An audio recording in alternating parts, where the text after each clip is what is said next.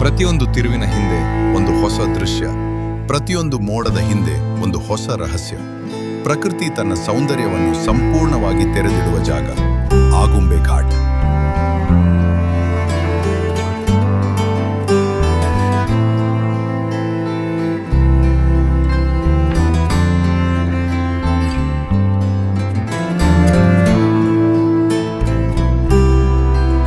ನಮಸ್ಕಾರ ಎಲ್ರಿಗೂ.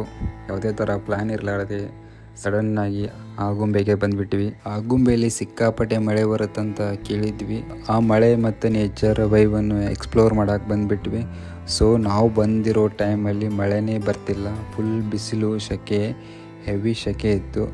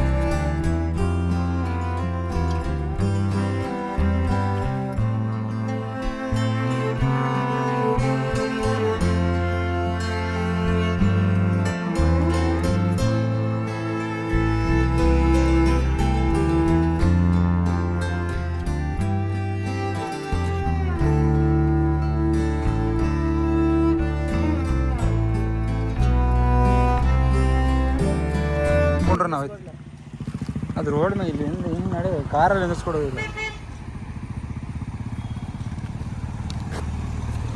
ಏನು ಮಸ್ತ್ ಐತ್ಲಿ ಇಲ್ಲಿ. ಅದೇ ದೇವಸ್ಥಾನ ಮತ್ತೆ ಕಾಣ್ತಿದ್ದರೆ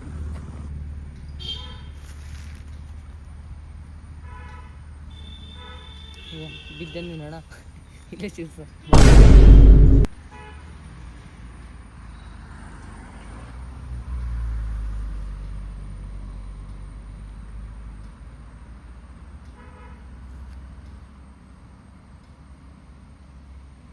ಎಲ್ಲಿದ್ದೀವಿ ಹೇಳು ಮತ್ತೆ?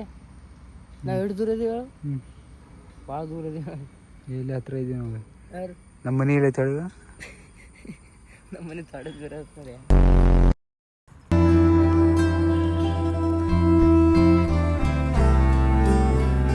ಹೋಗುವ ದಾರಿ ಮತ್ತು ಹೋಗುವ ಪ್ಲೇಸು ಚೆನ್ನಾಗಿತ್ತು, ಆದರೆ ಮಳೆ ಬಂದರೆ ಇನ್ನೂ ಚೆನ್ನಾಗಿರುತ್ತಿತ್ತು. ಜಾಸ್ತಿ ಟೈಮ್ ವೇಸ್ಟ್ ಮಾಡೋದು ಬೇಡ, ಡೈರೆಕ್ಟಾಗಿ ಬಂದುಬಿಡ್ರಿ ಶೃಂಗೇರಿ ಶಾರದಾಂಬಾ ದೇವಸ್ಥಾನಕ್ಕೆ.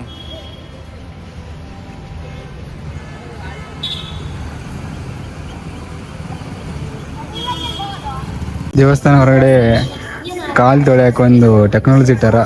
ಸೊ ನೋಡ್ರಿ ಯಾವ ಥರ ಅಂತ. ಅಲ್ಲಿ ಸೆನ್ಸರ್ ಐತೆ, ನಾಲ್ಕು ಕಾಲು ಇಟ್ಟಂದ್ರೆ ನೀವು ಬರ್ತಾರೆ ನೋಡ, ಬಂತು ನೋಡ.